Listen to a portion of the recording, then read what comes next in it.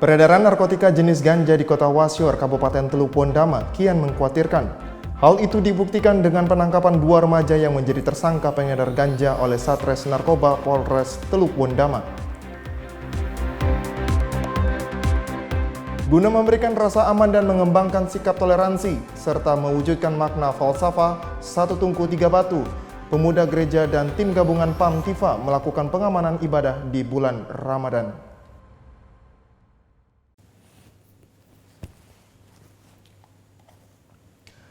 Salam jumpa pemirsa, senang sekali saya Jeffrey Arsona dapat kembali menjumpai Anda dalam program berita Papua Barat hari ini. Sejumlah informasi di Papua Barat akan kami hadirkan untuk Anda.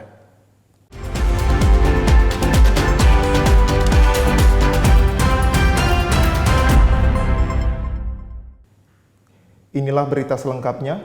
Peredaran narkotika jenis ganja di kota Wasior, Kabupaten Teluk Pondama kian mengkhawatirkan, bahkan kini sudah masuk ke kalangan pelajar. Hal itu dibuktikan dengan penangkapan dua remaja tanggung yang menjadi tersangka pengedar ganja oleh Satres Narkoba Polres Teluk Pondama. Dikenakan pasal 114 ayat 1. Kedua remaja berusia belasan tahun dengan inisial BNM dan MK dibekuk pada 22 Februari 2021. Dari tangan keduanya didapatkan total 7 paket ganja siap edar dengan berat 2,75 gram. BNM dan MK diketahui merupakan pelajar SMP dan SMA yang sudah drop out alias putus sekolah. Kapolres Teluk Pondama AKBP Yohanes Agustian Daru menyampaikan dalam press release terkait pengungkapan kasus narkoba tersebut Jumat kemarin di Mapolres Isui. Kapolres menjelaskan penangkapan kedua remaja itu berasal dari informasi tentang adanya transaksi narkoba di salah satu rumah di Kampung Wasior 2, Distrik Wasior, dan langsung bergerak cepat mendatangi rumah tersebut. Di tempat itu didapatkan BNM yang masih terjaga dan 3 orang temannya yang sedang tertidur, di mana salah satunya adalah MK. Setelah dilakukan penggeledahan ditemukan 4 paket kecil ganja kering di saku celana BNM. Polisi kemudian menggeledah MK dan 2 temannya yang sebelumnya masih tertidur. Hasilnya didapatkan 1 tas gendong warna biru tua milik MK yang ternyata di dalamnya berisi 1 paket ganja kering dan uang 1,3 juta rupiah yang merupakan hasil transaksi ganja. Barang bukti dan ada uangnya, mereka ini pengedar. Karena ini uang 1.300.000 ini hasil dari penjualan ganja yang mereka lakukan sebelumnya. Jadi sudah ada yang dijual dari beredar di. Sementara itu Kasatres Narkoba Polres Teluk Pondama Ibtu Muhammad Ramli menambahkan, narkotika dengan nama latin cannabis sativa itu didapatkan BNM dan MK dari Manokwari. Namun kedua remaja itu tidak terkait dengan jaringan pengedar ganja di Wasior yang pernah ditangkap sebelumnya. Kendati begitu, dari data Satres Narkoba diyakini ganja sudah beredar luas di kota Wasior, termasuk di kalangan pelajar. Sampai ke kalangan masyarakat ekonomi menengah ke atas. Jadi sudah merebak ini yang narkoba di Teluk Pondama. Mulai dari kalangan anak pelajar atau anak-anak sekolah. Terhadap tersangka BNM dan MK dikenakan pasal berlapis terkait penyalahgunaan narkotika sebagaimana ketentuan dalam Undang-Undang Nomor 35 Tahun 2009 tentang narkotika dengan ancaman hukuman minimal 5 tahun dan paling lama 20 tahun serta denda minimal 1 miliar dan paling banyak 10 miliar. Dari Teluk Pondama, Zek Adonara TVRI Papua Barat melaporkan. ATS tersangka dugaan penyalahgunaan dana hibah pembangunan Masjid Al-Hijrah Kampung Karawawi, Distrik Buruwai, Kabupaten Kaimana, melalui kuasa hukumnya secara resmi telah mengajukan surat penangguhan penahanan ke Kejaksaan Negeri Kaimana. Tersangka ATS merasa tidak pernah menggelapkan dana hibah dari pemerintah daerah Kaimana, seperti yang disangkakan kepada dirinya, karena menurut tersangka, dirinya mempunyai alat bukti yang cukup untuk membuktikan di persidangan nanti terkait apa yang disangkakan kepadanya selaku Ketua Panitia Pembangunan Masjid Al-Hijrah Karawawi. Akan tetapi saat ini proses hukum sementara berjalan, sehingga baik kuasa hukum maupun ATS menghormati proses hukum. Kristo yang merupakan kuasa hukum ATS kepada awak media menjelaskan pengajuan surat permohonan penangguhan penahanan menyertakan jaminan yakni istri serta kakak ATS sebagai bahan pertimbangan kepada jaksa. Dalam keterangannya, Kris mengaku, sejak ditahan di lapas kelas 3 Kaimana, kondisi kesehatan kliennya dalam keadaan baik.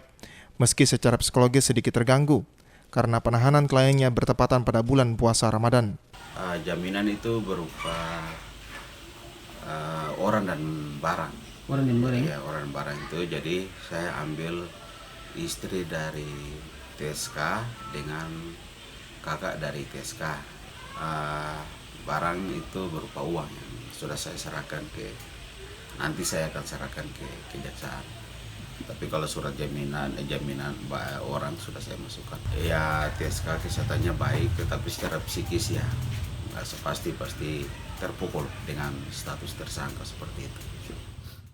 Menurut Chris, pihaknya hanya mengajukan, namun untuk keputusannya diserahkan ke kejaksaan, karena pihaknya tetap menghormati keputusan jaksa terkait dengan jawaban surat permohonan pengajuan penangguhan penahanan kepada kliennya.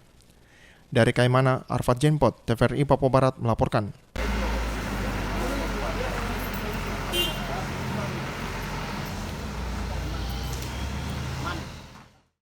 Kita ke kabar lain pemirsa.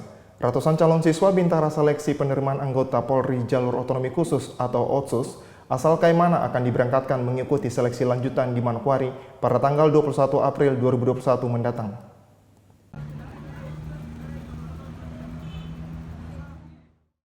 Selain chassis jalur afirmasi atau OTSUS yang akan diberangkatkan, namun ada juga puluhan calon taruna Akademi Kepolisian Akpol dan calon Tantama Catam jalur reguler atau umum akan diberangkatkan mengikuti seleksi lanjutan di Manokwari. Menurut Kapolres Kaimana melalui Kabak Sumda Polres AKP Yuli Purnanto, chassis yang mendaftar di Polres Kaimana untuk Bintara sebanyak 221 orang, untuk Tamtama 5 orang, dan Akpol sebanyak 11 orang, dan akan diberangkatkan dengan kapal tidar. Dikatakan Kabak Sumda dalam pelaksanaan seleksi, para chassis telah mengikuti seleksi awal yang diselenggarakan oleh Polres Kaimana melalui bagian sumber daya Sumda Polres Kaimana. Seleksi awal yang diikuti oleh para chassis meliputi seleksi administrasi dan telah diumumkan hasil seleksi administrasi oleh panitia lokal. Rekrutmen saja ya, rekrutmen awal saja. Oke. Rekrutmen yang meliputi surat-surat, tinggi badan, berat badan, itu yang bisa kami lakukan untuk rekrutmen awal di sini. Dan kami juga melibatkan dari pihak Dukcapil, melibatkan lembaga Dewan Adat dalam hal seleksi ini. Bukan kami, tidak polisi sendiri, bukan. Tidak polisi sendiri, bukan. Direncanakan Sabtu hari ini akan diputuskan berapa banyak yang akan diberangkatkan untuk mengikuti tes lanjutan di Manokwari. Sudah tentu yang telah memenuhi syarat seleksi awal yang meliputi pemeriksaan surat-surat, tinggi, dan berat badan. Dari Kaimana, Arfad Jenpot, TVRI Papua Barat melaporkan. Informasi selanjutnya akan hadir setelah jeda iklan berikut ini. Tetaplah bersama kami.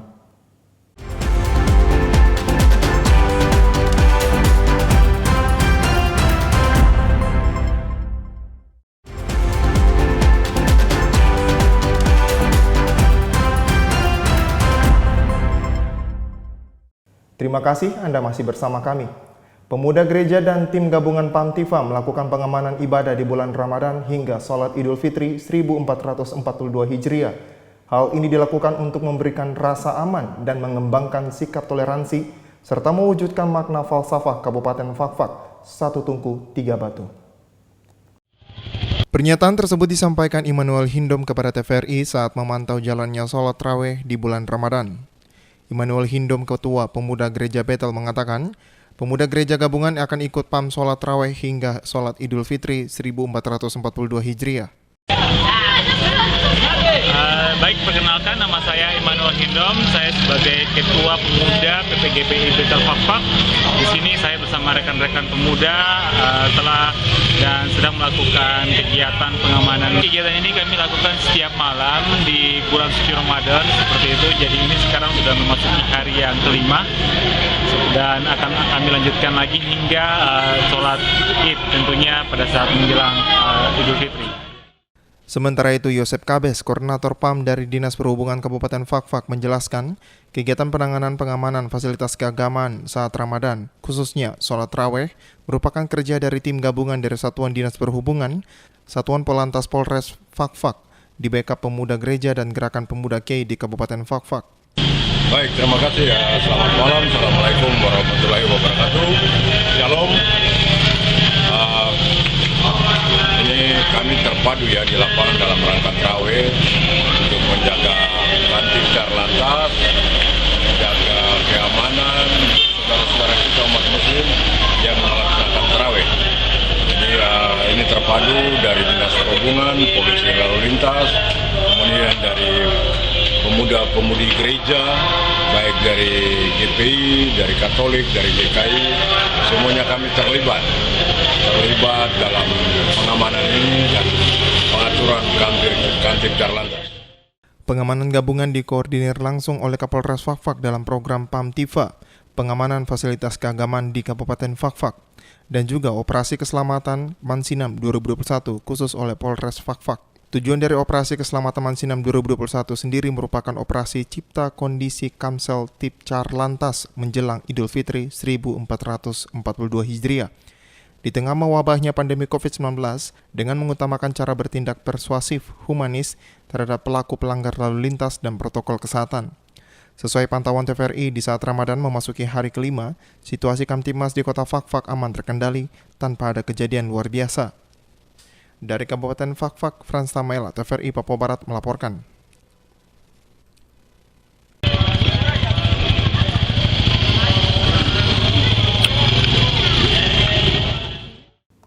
Kita ke kabar lain pemirsa, pelaksanaan ujian akhir sekolah mulai dilaksanakan untuk tingkat sekolah menengah kejuruan atau SMK di Kabupaten Manokwari yang berlangsung selama 1 minggu. Pelaksanaan ujian akhir sekolah mulai dilaksanakan untuk tingkat sekolah menengah kejuruan atau SMK di Manokwari. Ujian yang dilaksanakan itu pun tetap mengikuti protokol kesehatan, di mana siswa wajib mencuci tangan dan memeriksa suhu tubuh sebelum masuk ke dalam ruangan. Kepala SMK Negeri 3 Manokwari, George Gaspers, kepada media ini mengatakan pelaksanaan ujian berlangsung selama 8 hari ke depan, di mana sudah dimulai sejak Kamis 15 April kemarin, dan saat ini sedang berlangsung ujian matematika dan PKN. Sementara jumlah siswa yang ikut dalam penilaian akhir semester di SMK Negeri 3 Manokwari sebanyak 40 orang. Kata Gaspers, ujian ini merupakan penentu kelulusan para siswa. Ya, kemudian untuk hari ini kemarin kita sudah mulai dengan penilaian akhir sekolah.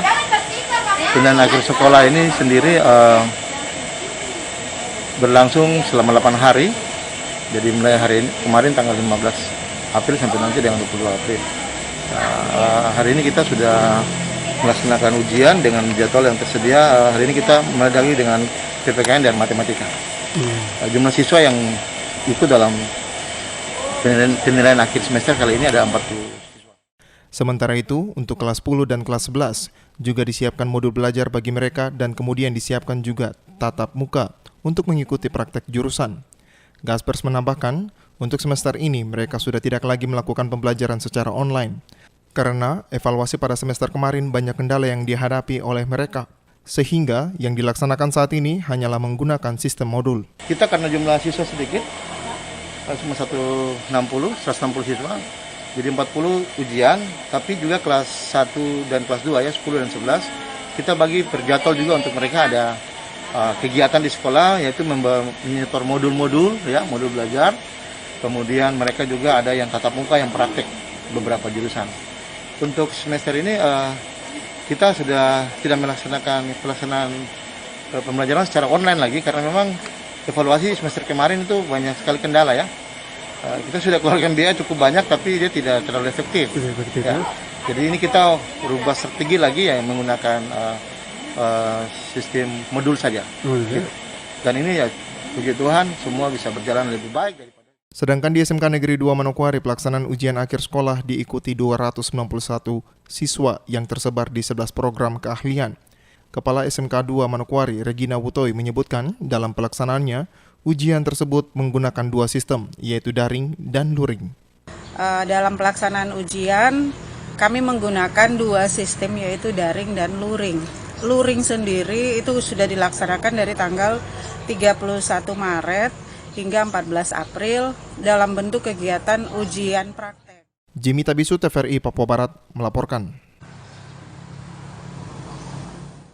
Niel Norris Dimara, salah satu pemuda Papua yang membuka usaha bengkel. Dari usaha inilah ia gunakan untuk menyekolahkan adik-adiknya maupun membantu perekonomian keluarga.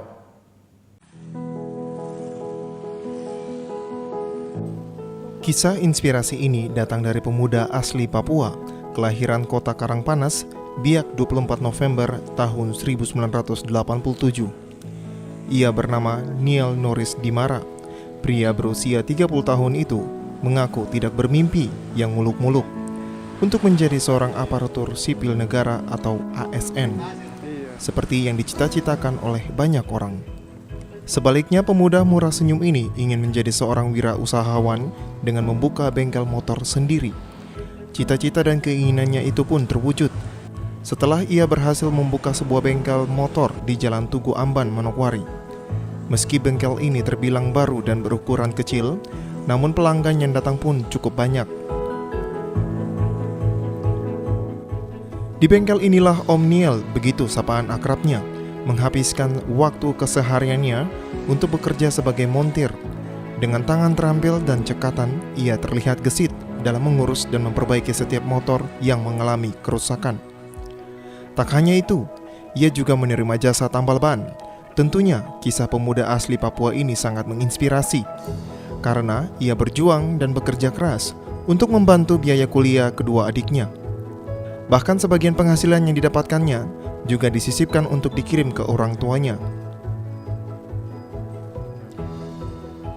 Pertama awal saya usaha ini, ya kumpul modal sedikit demi sedikit. Akhirnya usaha ini terbang. Pertama juga saya pernah ada punya usaha lain, ada kerja sampingan, ya usaha itu ya. Saya kembangkan lagi, kumpul modal usaha untuk bangun bengkel ini. Sampai terbulan ini penghasilan berapa? sehari rata-rata ya paling tinggi 250. Kalau per bulan ini biasa dapat Per bulan, hampir per bulan itu ya 1 lebih. Yang masih kendalanya itu masih banyak kekurangan yang perlu kita tambahkan untuk di dalam bengkel sendiri.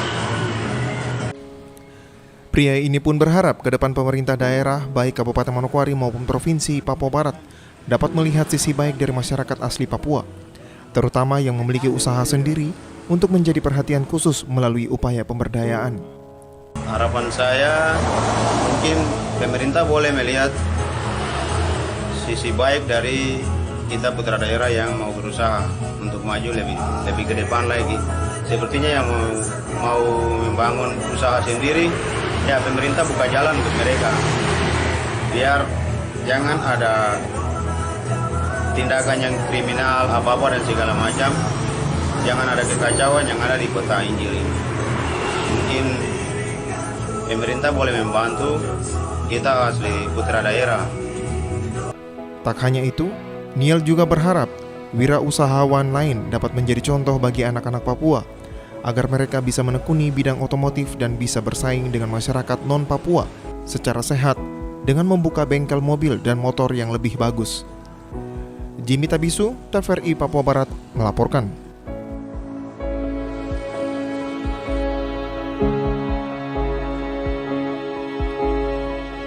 Informasi tadi sekaligus menutup jumpa kita dalam program Berita Papua Barat hari ini. Kami tetap mengajak Anda untuk selalu mengikuti protokol kesehatan agar bersama semua pihak dapat memutus mata rantai penyebaran COVID-19. Atas nama kerabat kerja yang bertugas, saya Jeffrey Arsona mengucapkan terima kasih dan sampai jumpa.